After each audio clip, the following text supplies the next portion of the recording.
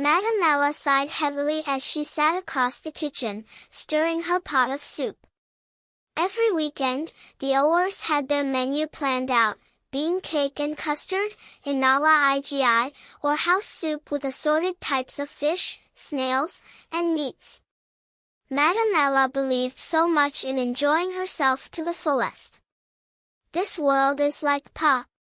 Pamper yourself all you can and get all the good things of life. Do not snooze or doze, or surely you will lose. Even at middle age, Madame Ella had not changed, always the same. Everyone should know their destiny. Madame Ella had always advised her friends who cared to listen. When she was a young lady, she believed so much that she was destined to marry a rich man, a stupendously rich man, who would provide her with every single thing she ever needed. So it was no surprise when Mr. Chukwudi, the owner of Chuck Supermarket, proposed to her just 2 months after getting acquainted. It was a dream come true for the young Elizabeth. Mr. Chucky gave her an engagement ring made of pure gold. The engagement party was the talk of the town. "Now wow, it's really true," some of Elizabeth's friends said. "Indeed, as a man thinks in his heart, so is he." One day, 2 of her friends, Iformer and Ngozi, met while returning from the market. "Did you hear the latest happening?" Ngozi asked Iformer. The golden engagement?" Iformer replied. She has always said it, that her husband will be stupendously rich, and here it is, happening live before our eyes." "It is called luck," asserted Ngozi. "I mean, Elizabeth has never been serious with her studies. She seemed uninterested in her books. But my dear, this girl has always had luck when it comes to men. Look at you and me now, the brainers. We are still going to the university, while that dull Elizabeth is wearing a golden ring. Soon, you will hear her husband has bought her a car, and you are still here, booking." Elizabeth's wedding was the talk of the town, attended by the who's who in the area. All her classmates were present. They came as a group. Many of them were happy for her, though some pretended to be. Things were working pretty well for Elizabeth and her husband, Mr. Chucky. Mr. Chucky spared nothing to make her happy. He bought her a brand new car and even built a house for her parents in their town. 6 years down the line, things were still going smoothly for Elizabeth and Chucky. But one day, tragedy struck, a fire incident down the street of Moli, and Mr. Chucky's supermarket was involved. His shop caught fire, and Mr. Chucky could not come out with a single pin.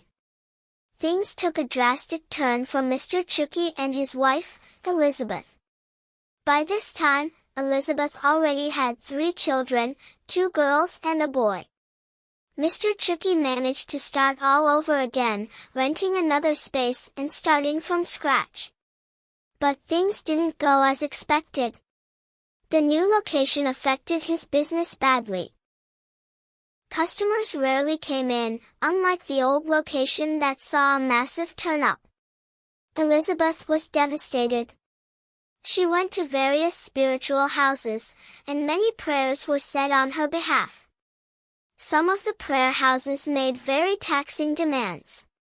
"You have to bring 5 turtle doves, 1 tortoise, 2 cartons of candles, a black he-goat, a carton of Fanta, and 3 pieces of coconut," said Prophet Amama. Elizabeth nodded quietly as the prophet recounted all the items for the sacrifice. After he was done, she got up, adjusted her blouse, scratched her head, and said, "Let me go and get the items." But that was the end. She never returned again. Elisa, her close friend Amara, who came to visit her, said, "You need to also start doing something. The world has changed a lot. Gone are the days when women sit at home and wait for their husbands to provide all the needs. You too, get up and start doing something. Who knows? The help your family needs may come from you. But Elizabeth was adamant. I know my destiny. It's not to suffer. It is to enjoy. My husband will soon bounce back and open a foreign boutique he once promised me, where I can sell luxury collections. That's the kind of thing I can do, not any other thing. Amara was bored. You should be thinking of how to raise your children. They are turning into their teenage years. Do anything you can. Don't just wait until a foreign boutique is opened for you before you start doing something. But this annoyed Elizabeth even more. People of little faith. Don't tell me what I know, she snapped. My destiny has always been to marry a rich husband. Though my enemies want to attack it by making my husband poor, they have come late. My husband will bounce back and open the foreign boutique he has promised me. 12 years had come and gone, and Madame Elizabeth was still waiting for her husband Chucky to open the foreign boutique he promised her. Every day, she would lie on the parlor cushion, sleeping from morning to evening.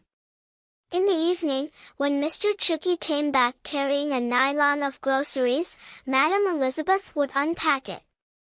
This meat is so small, she would complain. Then go and buy more meat and make it as big as you want, the angry Mr. Chucky would snap back. Madame Ella's children, Ada, Chidima, and Uche, were already teenagers. Ada was already 18 and out of high school. Mr. Chucky enrolled her in a hairdressing salon, promising to send her to university once he had enough money. Madame Elizabeth soon turned to Ada. You're already 18 years old, a big girl now. Look at you. God has indeed blessed me. No wonder they say, when one door closes, another opens. The naive Ada was happy at her mother's compliment. Yes, Mama, she answered, beaming with smiles as her mother showered her with praises. Soon, I will start eating the fruit of my labor, Madame Elisa continued. Ha, Mama, don't worry. Once I finish learning hairdressing, I will start making money, and you will surely enjoy my money. But Madame Elizabeth was growing impatient with her daughter's innocence. Chica bought a new iPhone for her mother the other day, she said softly. You're still hoping to finish learning hairdressing before you start buying something for your mother? Are you even hearing yourself?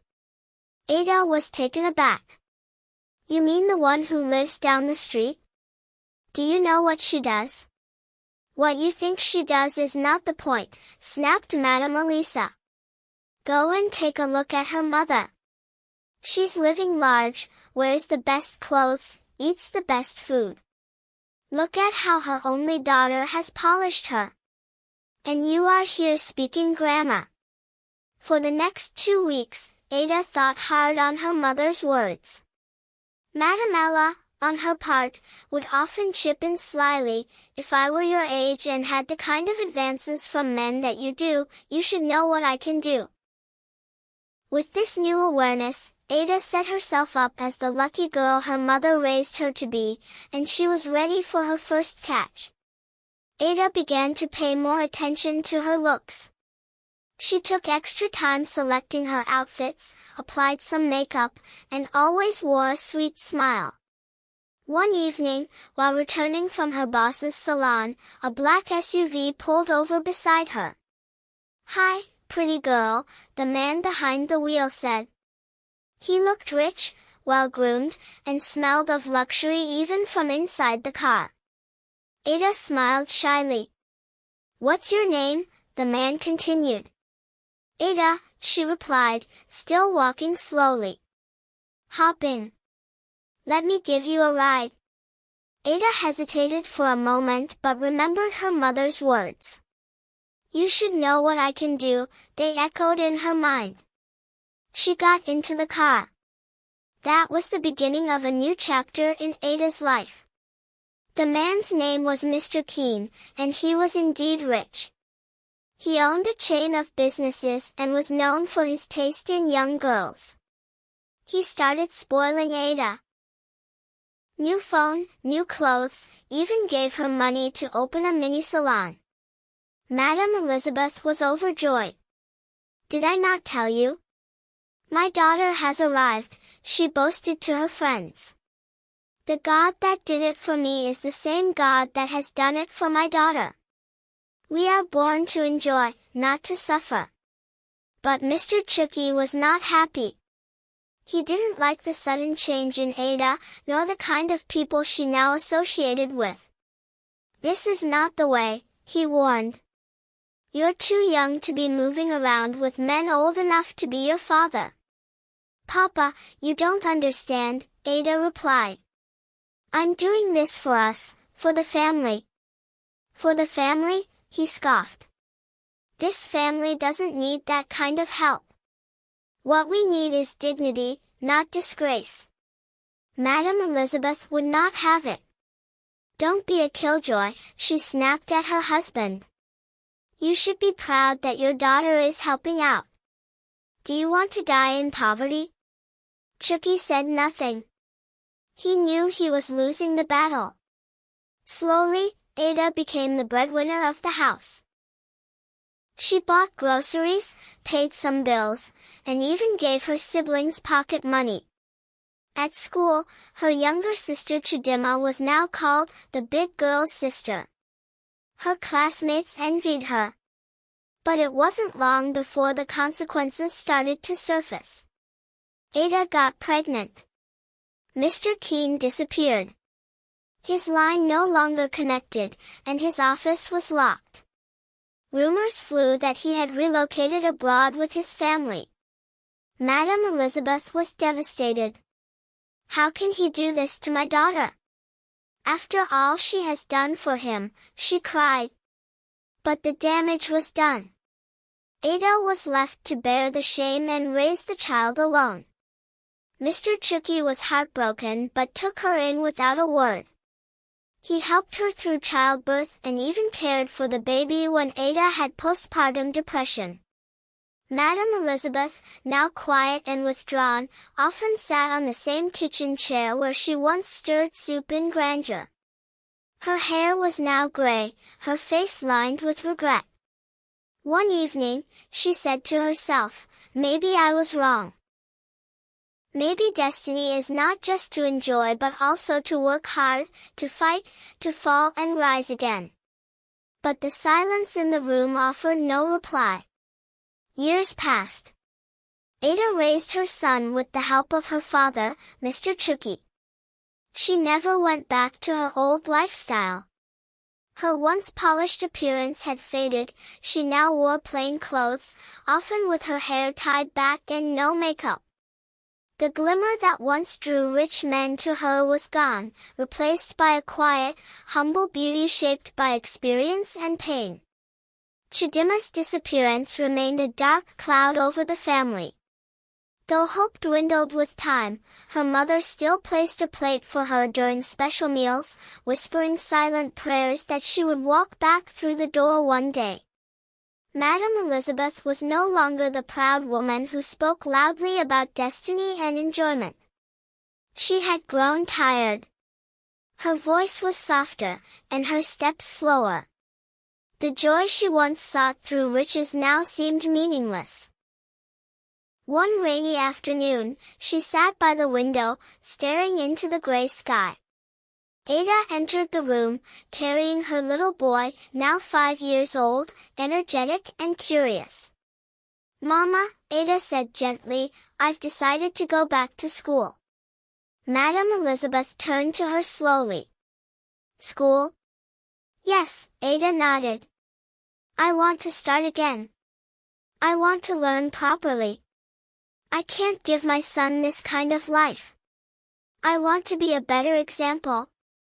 For the first time in a long while, Madame Elizabeth smiled, not the wide, boastful smile of her younger years, but a soft, grateful one. "I'm proud of you," she said quietly. Mr. Chucky, who had overheard from the hallway, walked in.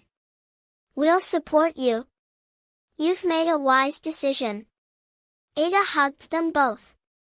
Her little boy laughed and clapped his hands, unaware of the weight of that moment.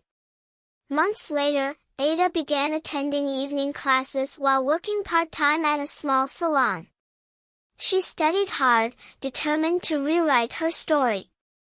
Madame Elizabeth became a changed woman. She volunteered at the local women's center, speaking to young girls about choices, patience, and the importance of building one's life on solid ground. She shared her story openly, not out of shame, but out of hope that others would not make the same mistakes. And though she never saw Chidima again, she found peace, not in riches, not in luxury, but in watching Ada rebuild her life with strength, purpose, and dignity. The story of Madame Elizabeth became one whispered often in the town, not as gossip, but as a cautionary tale. A tale that taught people that true destiny is not just about enjoyment but about doing the right thing, even when it's hard. The end.